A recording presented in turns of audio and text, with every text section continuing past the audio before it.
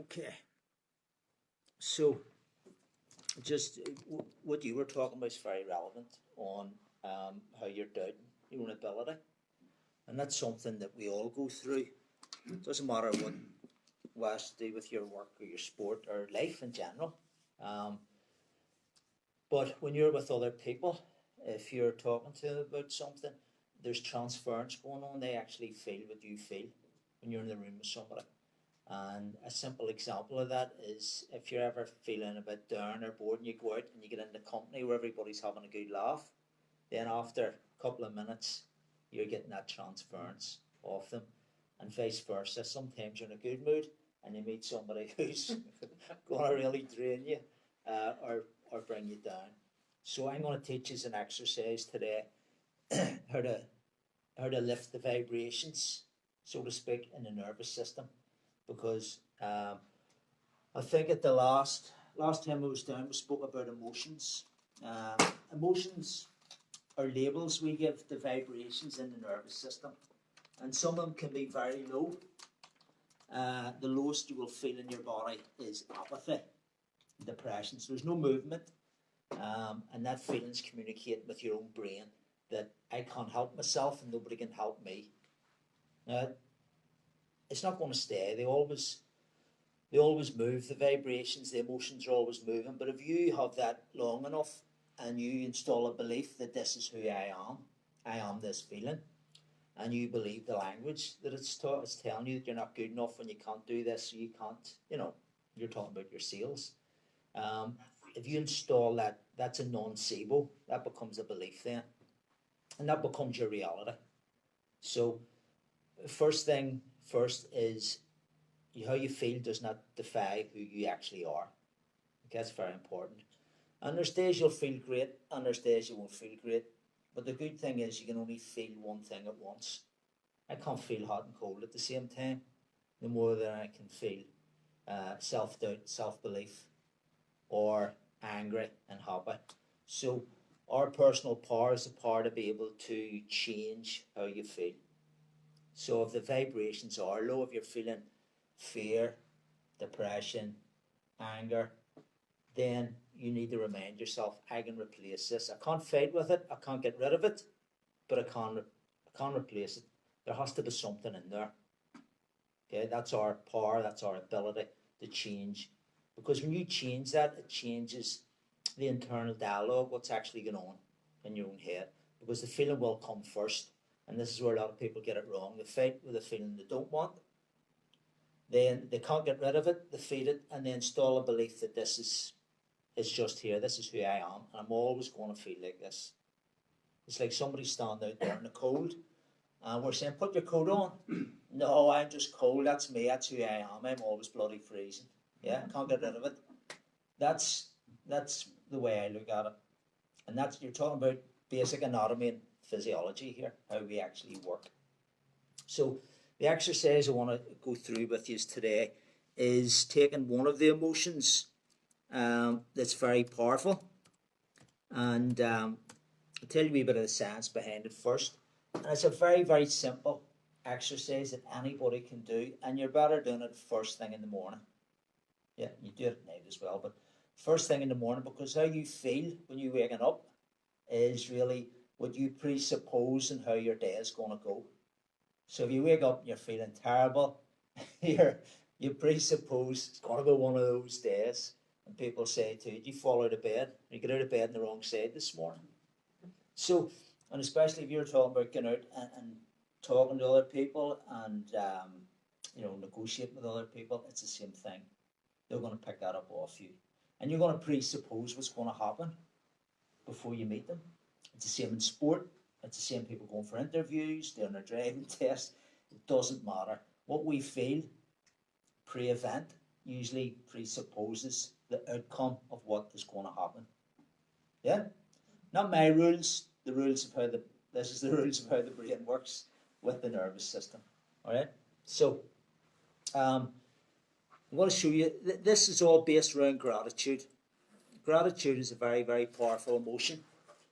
And it's something that we don't use a lot, we take for granted. And this research is coming from an association called the HeartMath. and they have been studying the human heart and its effect on the brain and all the other systems really in the body for the past, I think, maybe 40 years. So most of us have been taught in school that the heart is consistently responding to orders sent by the brain in the form of neural signals.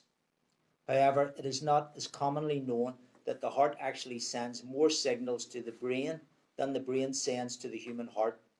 Moreover, these heart signals have a significant effect on brain function, influencing emotional processing as well as higher cognitive faculties such as attention, perception, memory, and problem solving. In other words, not only does your heart respond to the brain, but the brain continuously responds to your heart. Now, when these two connect, it's called coherence, and every system in the body is working in the zone. When you're feeling gratitude, you can't feel anything else. And as it says, it changes your perceptions, it gives you more clarity on decisions, and it can take you out of the negative emotions very quickly. Okay? There's only one emotion will connect these two. You have a machine that can measure it. Now, I've been on the machine and I tried to trick it, as you usually do. I think, right, let's see if this machine really works. You have to challenge everything. You have to question everything. I couldn't get it to move from the red into the green. It picks up your brain waves and your heart waves, and when they're connected, then it goes into the green. So after I tried to fool the machine, then I spoke to one of the guys who was operating it, and I says, "Your machine's broke." And he says, "What are you doing?" And I says, "Well, practicing self-hypnosis here, I'm doing meditation, and it's not moving." And he says, "Forget about all that." He says, "Close your eyes, think of a couple of things that you're grateful for in your life." So I closed my eyes, thought about my children, thought about my home, thought about my health, opened my eyes, and the machine went straight into green. Caused instant coherence in the body, connected the heart and the brain. And that's how quickly you can do it. So we tend, as John said earlier, we tend to focus on what we don't have. We tend to focus on what we've lost out on. We tend to focus on, and especially the younger generation, they see people on social media and think they have it all together. They've got the six-pack, they've got the suntan and the new, the big car, whatever. And a lot of it's an illusion. And a lot of it's superficial stuff that will make you feel good for an instant and then it disappears again. But we get what we practice. Again, what John said, if you're consistent in your practice of focusing on what you don't have in your life and what you've missed out on, guess how you're going to feel? But if you're constantly focusing on, as your granny would have said, counting your blessings, yeah, then you're going to feel this gratitude. You're going to appreciate what you have. And then when you get something else, you'll appreciate that as well. But if you're always focusing on what you don't have, you're always going to have this feeling in the nervous system of wanting. And the feeling of wanting is you communicating to yourself that you're lacking. You're lacking something, you're not complete. And you won't be complete until you gain these things. So the attitude of gratitude is very powerful. It's very simple, and with a lot of things that we can be grateful for. At the end of the day, we're all here in this hotel. I drove here. I'm sure a lot of you did. A lot of people got up this morning, had to be lifted out of bed and put in a wheelchair. A lot of people aren't getting out of bed. You go to any hospital in Dublin, same in Belfast, and you've people there waiting on new organs. You've people just out of maybe getting a triple bypass. You've people up sitting in the hospice watching their children dying. So going over your health is the first thing that I do. Okay, I can see, I can hear. I can go and do what I want today. The vehicle that takes me to my goals is operating okay. Touch wood. Yeah. So I start with that. Go for that, your body. And it's a phenomenal machine. I don't care what sort of car you're driving. This car is better than any car on the road. It performs over 5 million functions per second. The brain that runs it it's taking in, assimilating over 1 trillion bits of information per second. It's phenomenal. And we walk about in this, so that means we're phenomenal. That's the way I look at it. And it's exercises I do with kids. It's very simple. It doesn't cost anything. And it's a fact. I'm not making it up. So you start your day with that. And like John said, if you're starting every day with that, if you're consistent in your practice, you're going to start to appreciate who you are. You're going to appreciate what you have in your life. You'll feel comfortable. So when you're asked to go and do something, whether it's through your sport, your career, then you're going to be comfortable. And people will pick that up off you. They will know, they'll sense it off you that this person is confident in themselves. They've got a good self-esteem. And they're not looking anything off me. Yeah? And it's very, very powerful. It's very simple. A lot of people, and you said you're studying personal development at the minute. I've been in the personal development field for, I don't remember, many years now, maybe 25 years. And everybody wants to sell you a secret. These are the secrets. It's like that old saying, if you want to hide a secret, hide it in the middle of a field. Nobody will find it. Or hide it inside somebody, because they'll never look there for it. Yeah. So we have all that we need. We have all the resources that we need. Even all the feelings that we're chasing. A lot of people in society today are chasing feelings outside themselves. Mm-hmm. If I had that, I would feel better. If I had that, I would feel better. Even there was a show on last week on TV about the epidemic of all over the world, cocaine, the biggest drug out there. Why? It's a confident drug. It makes people feel confident. Why? When you feel confident, you feel safe. So all it's doing is releasing chemicals in your own system and releasing feelings that we own. Every feeling I experience comes from my nervous system. It's not coming from the alcohol. It's not coming from the widget I want to buy.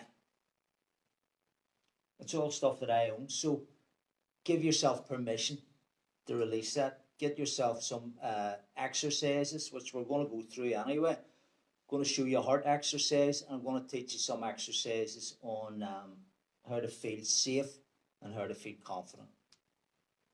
Yep. And you're not going to have to wait for something to come along to give you it. Because as I said, we are, we talk about chemicals, we're a walking chemist. Everything you take will release chemicals you already have in your system.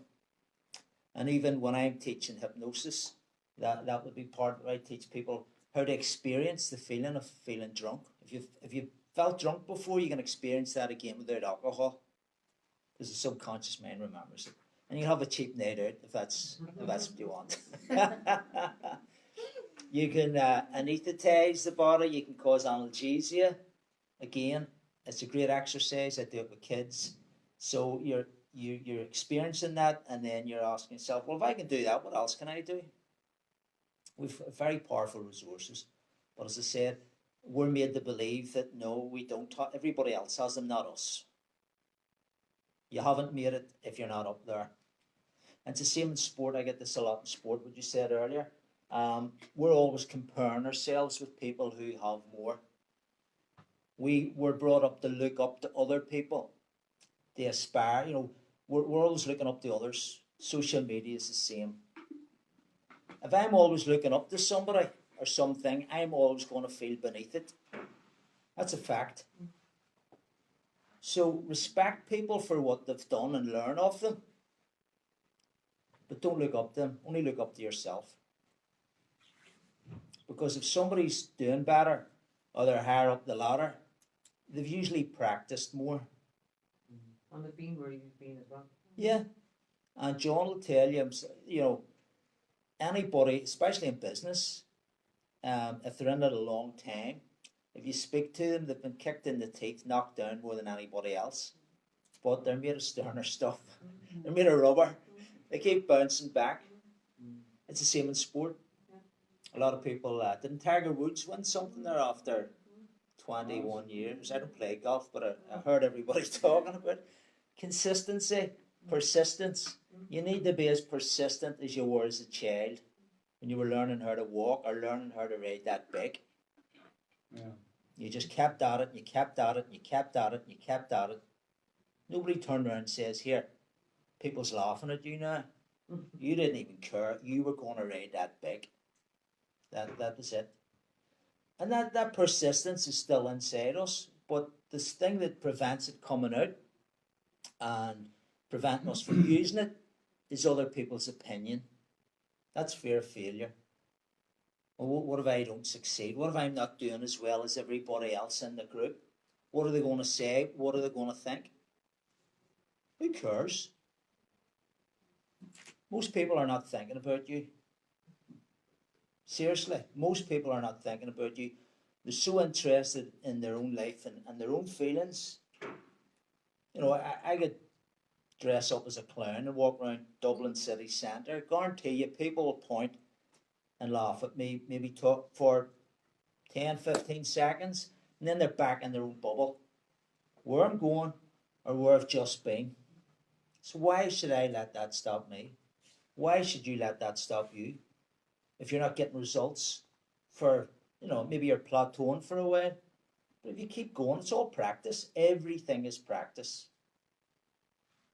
Every time you fall over, you practice and getting up. You become an expert at falling. You become an expert at getting up again. Practice, practice, practice.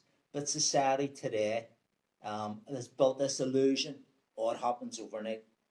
And social media. Oh, I made $1 million in a year. I made 30 million in my first 2 years. Well, why are you on trying to get new customers and advertising if you're worth 30 bloody million? I'd say half of it's lies. People who are experts at marketing. You know? And they're putting all this pressure on kids as well. Kids want to have it without working for it, without waiting for it. It's actually working for it is the exciting bit. When's it coming? When's it coming? When's it coming? It's like Christmas, you know, waiting on Christmas. Will I get that? Will I not? Yeah. A lot of that's gone now. You can have things instantly. So there's no mental resilience built up to work towards it. And there's no learn to cope with loss. There's no learn to cope with change. And these are things that make us who we actually are. You need mental resilience in life. You could have all the success strategies in the world. But I talked about that when Chuck was down at his event. There's a big thing in Belfast, I know, pushing people, encouraging them to go out into their own business, invest in AI, and they don't teach them mental resilience. Give you a strategy, a marketing plan, there you go, where you go. And then they wonder why they're all packing it in the first year. Because nobody tells them that you might have to take your work home. People might not want your products. Yeah, you're working twice the hours of everybody else. Can be lonely, a lot of pressure.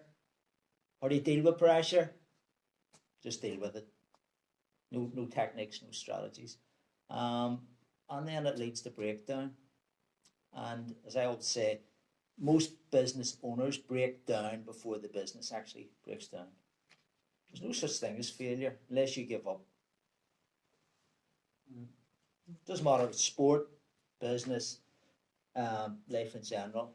We have to remind ourselves every single day of our resilience, of our resources, and of our achievements. Most people, again, there's a perception on achievements. And a lot of young ones, a lot of youth will tell you I haven't achieved anything.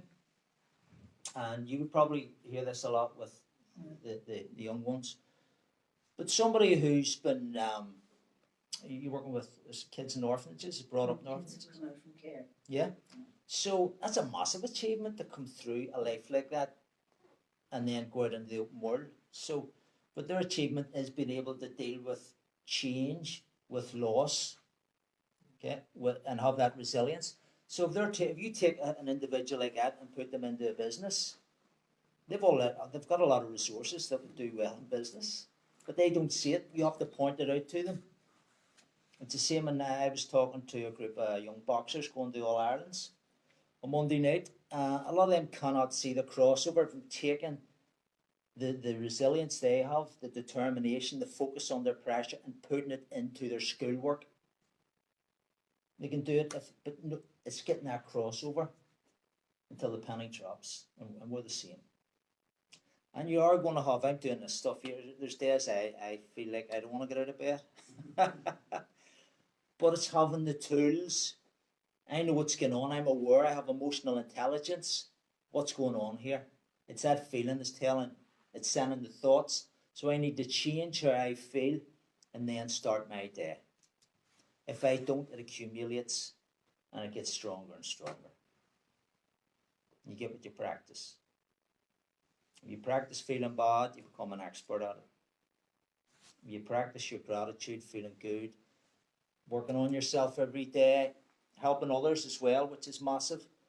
You were saying you brought some you people on board, you brought another one person on board with you to mentor. That's significance. You're changing somebody's life. That is the highest form of human motivation. If I'm just pleasing me all the time, I'm going to run out of that. I can only take in so much pleasure. I can only eat so many buns. Yeah, I can only drink so many coffees. You know, I could get a bigger car every year, get a bigger house, but I get bored with that. And you see that a lot, and we talk about that a lot in business. People who are only after the toys and satisfying themselves, they usually end up, well, what's next? And they'll end up self-medicating or developing some sort of addiction. There's no fulfillment in that. There's no significance. You can never run out of it. You can keep helping people, and you can keep feeling good for helping others, and you can live your whole life on that. And again, look at the business world. A lot of the billionaires now are giving, well, the most of them do help charities anyway, and they're leaving a lot of their money to charities and people it's less of. You need significance in your life, and that's what's wrong with a lot of people. They've lost that. It's all about me.